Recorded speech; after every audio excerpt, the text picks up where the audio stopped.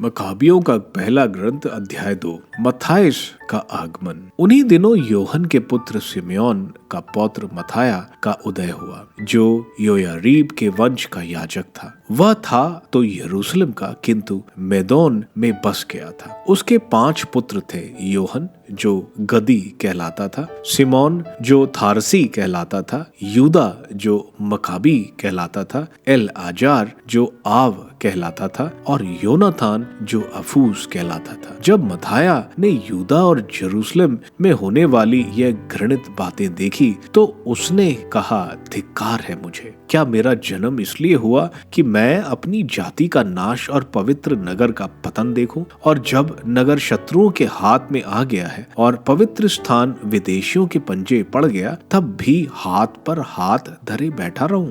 उसका मंदिर उस व्यक्ति के सामने हो गया जिसकी प्रतिष्ठा छिन गई है। उसके महिमामय पात्र लूट लिए गए। उसके बच्चों की हत्या उसकी गलियों में की गई है। उसके युवक और युवतियां तलवार के घाट उतारे गए हैं। ऐसा राष्ट्र कौन है जिसने उसके राजकीय वैभव का कुछ लिया न हो और उससे कुछ लूटा न हो? उसकी सारी शोभा उससे छीन ली गई। जो स्वतंत्र थी अब दासी बन गई। हमारा मंदिर, हमारा सौंदर्य और हमारी महिमा नष्ट हो गई है। गैर यहूदियों ने उसे अपवित्र किया, तो हमें जीवन से क्या? तब मत्थायस और उसके पुत्रों ने अपने वस्त्र फाड़े और टाट पहनकर भारी विलाप किया। मत्थाया संहिता का पालक, राजा के पदाधिकारी जो लोगों को सर्वधर्म त्याग के लिए बाध्य करते थे, बलिदानों का प्रबंध करने मोदोन नामक नगर पहुंचे। बहुत से इजरायली उनमें मिल गए, किंतु मत्थाया और उसके पुत्र अलग रहे। राजा के पदाधिकारियों ने मत्थाया को संबोधित करते हुए कहा, आप इस नगर के प्रतिष्ठित और शक्तिशाली नेता हैं। आपको अपने पुत्रों और भाइयों का समर्थन प्राप्त है। आप सर्वप्रथम आगे बढ़कर या राजाज्ञा का पालन कीजिए, जैसा कि सभी राष्ट्र, यूदा के लोग और यरूशलेम के निवासी कर चुके हैं। ऐसा करने पर आप और आपके पुत्र राजा के मित्र बनेंगे और सोना, चांदी और बहुत से उपहारों द्वारा आपका और आपके पुत्रों का सम्मान किया जाएगा। मत्थायस ने पुकार कर उसे उत्तर दिया, साम्राज्य के सभी राष्ट्र भले ही राजा की बात मान जाएं, सभी अपने पुरखों का धर्म छोड़ दें और राजा के आदेशों का पालन करें, किंतु मैं, मेरे पुत्र और मेरे भाई, हम अपने पुरखों के विधान के अनुसार ही चलेंगे। ईश्वर हमारी रक्षा करे, जिससे हम उसकी संहिता और उसके नियमों का परित्याग न करें। हम राजा की आज्ञाओं का पालन नहीं करेंगे और अपने धर्म का किसी भी प्रकार से उल्लंघन नहीं करेंगे। मत्थायस ने इन शब्दों के तुरंत बाद एक यहूदी राजा के आदेश अनुसार मोदीन की वेदी पर बलि चढ़ाने के लिए सबके देखते देखते आगे बढ़ा। इस पर मत्थायस का धर्मोत्साह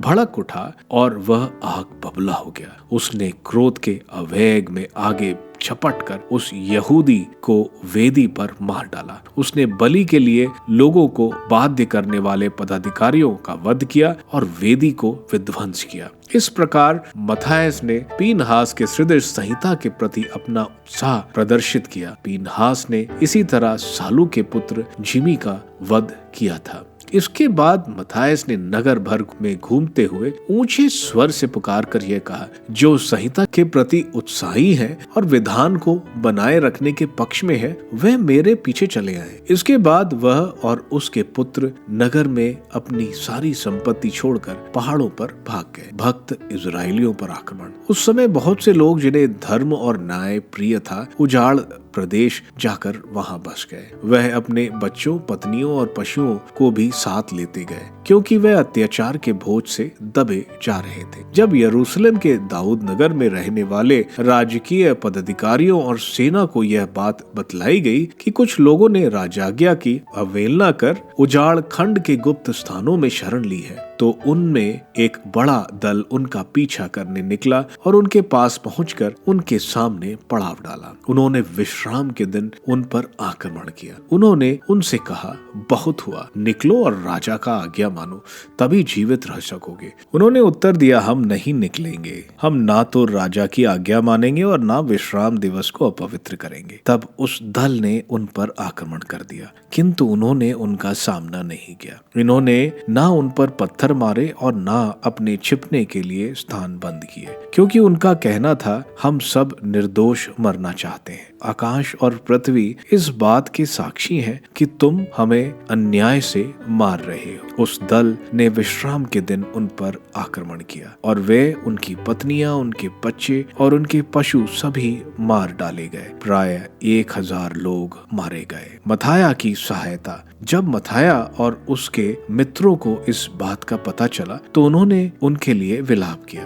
वे एक दूसरे से कहने लगे, यदि हम भी वैसा ही करेंगे जैसे हमारे भाइयों ने किया, यदि हम अपने प्राणों और रीति रिवाजों के लिए गैर यहूदियों से नहीं लड़ेंगे तो पृथ्वी तल से हमारा सर्वनाश शीघ्र हो जाएगा। इसलिए उस दिन उन्होंने यह निश्चय किया, यदि कोई विश्राम के दिन हम पर चढ़ाई करेगा तो हम उस दिन भी उसका सामना करेंगे, जिससे हम सबकी मृत्यु ना हो, जैसे हमारे भाइयों की मृत्यु उजाड़ खंड में हुई है। उसी समय हसीदिया का समुदाय भी उनसे आ मिला। वे इज़राइल के वीर पुरुष थे और सब संहिता के उत्साही अनुगामी थे। जो लोग भीषण अत्याचार के कारण भाग गए वे उनसे मिले और इस प्रकार उनका सामर्थ्य बढ़ता रहा। उन्होंने एक सेना का संगठन किया।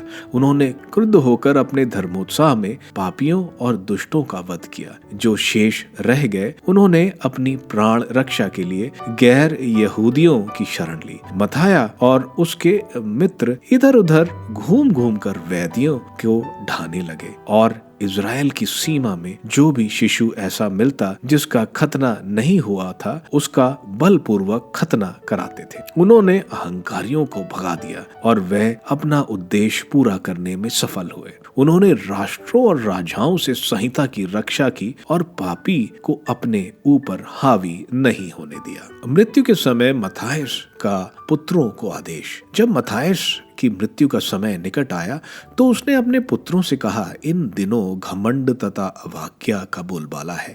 यह विपत्ति तथा भीषण प्रकोप का समय है। मेरे पुत्रों, तुम संहिता के पालन में उत्साह दिखाओ और अपने पूर्वजों के विधान के लिए अपने प्राण अर्पित करो।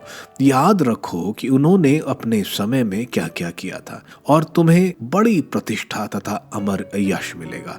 क्या इब्राहिम परीक्षा के समय दृढ़ नहीं रहे और इस कारण वो धार्मिक नहीं माने गए?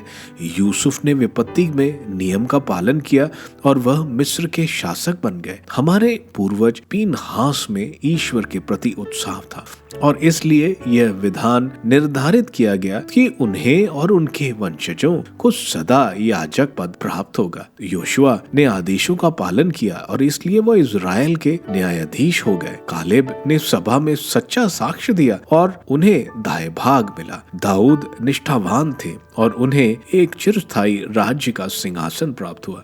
संहिता के लिए एलियास का उत्साह कभी मंद नहीं हुआ और वह स्वर्ग में आरोहित कर लिए गए। हनन्या, अजरिया और मिशाएल अपने विश्वास के कारण जलती हुई भट्टी से बच निकले। डैनियल निर्दोष थे और सिंहों के जबड़ों से बच निकले। इस प्रकार सब पीढ़ियां पर विचार कर देख लो कि जो उस पर भरोसा रखते हैं वह विचलित नहीं होते। पापी मनुष्य की धमकियों से मत डरो, क्योंकि उसका वैभव घूरे और कीड़ों के लिए है।